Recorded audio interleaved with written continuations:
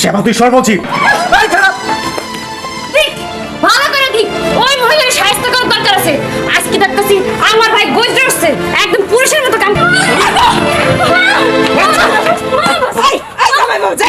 তুমি আমার মেয়ের মারতেছো কেন? তোর মেয়ের আমি একটা শিক্ষা দিয়ে যাবো আজকে। উর্মি, তুই বল তো তুই কি করেছিস?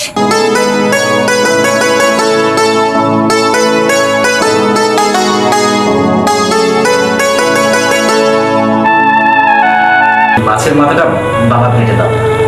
আমি অনেক কষ্ট করে তোমার জন্য রান্না করেছি, তুমি খাও। আমি বলছি মাছের মাথাটা বাবা প্লেটে দাও।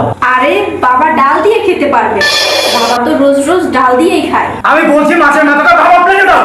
আর কি আশ্চর্য, আমি কি কষ্ট করে মাছ রান্না করেছি তোমার বাবার জন্য? তোমার জন্য রান্না করেছি, তাই তোমাকে মাছের মাথা দিয়েছি, তুমি খাও। শোনো, তুমি অনেক পরিশ্রম করো, তোমার বাবা তো কোনো কাজ কাম করে না, বাসায় বসে শুয়ে বসে থাকে আর খায়। মাছের মাথা তোমাকে দিয়েছি, তুমি খাও। তুমি সামান্য একটা মাছের মাথার জন্য আমাকে থাপ্পড় দিলে। যে মাছের মাথাটা খাওয়ার কথা আমার বাবা, সেই মাছের মাথাটা তুমি আমার প্লেটে দাও। আমি অনেক দিন যাবো খেয়াল করছি আমার বাবা শুধু চাউল দিয়ে ভাত খায়। কেন এখন ভালো ভালো বলছি মাছের মাথাটা আমার বাবা প্লেটে দাও। না, এই মাছ আমি কষ্ট করে তোমার জন্য রান্না করেছি, তাই এই মাছের মাথা তুমিই খাবে। একদম ঠিক কাজ করেছে। জামাই বাবাজির জায়গায় আমি হইলে তোকে ঘরের ভিতরে মেরে মেডিকেলে পাঠাইতাম। বাবার মতন শ্বশুরের সাথে তুই এই ব্যবহার করবি? তাকে মাছের মাথাটা দিলে তোর কি এমন ক্ষতি হতো? মা, এত কিছু হবার পর তুমি এই বাড়িতে থাকতে যাচ্ছ? আর এক মুহূর্ত না, চলো। চল।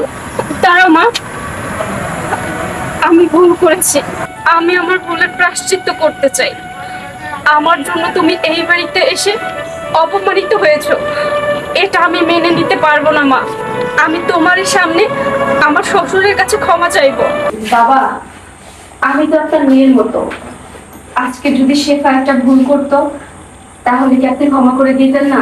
আমাকে আপনি ক্ষমা করে দিন বাবা। বড় রুই মাছের মাথা আছে না, ওইটা আজকে সুন্দর করে রান্না করবে, বিয়েনের পাতে আমি উঠাই দেবো, আমি আর বিয়ে মজা করে খাবো।